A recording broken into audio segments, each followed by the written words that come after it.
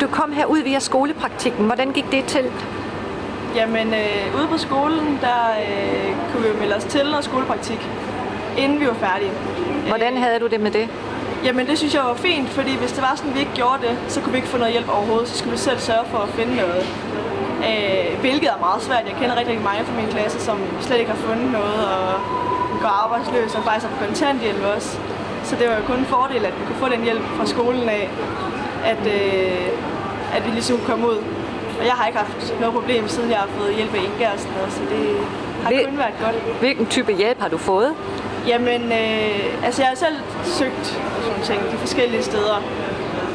Og fandt også først min første praktikplads. Men så kunne jeg ikke få lov til at blive, og så tog jeg fat i Inga og sagde sådan og sådan, og jeg kunne ikke få lov til at blive og sådan noget. Og så blev hun faktisk et sted, hvor jeg måske kunne få en elevplads, som var i den tøjbutik, som vi snakkede om. Men det var altså ikke lige helt noget for mig. Og så sad vi og snakkede ved Inga, og hun sagde, at måske Føtex kunne være noget for mig. Og det havde jeg fået at vide Stadium også, at Føtex var garanteret lige noget for mig. Og det synes jeg helt sikkert, det er. Så den hjælp har jeg fået fra Inga der.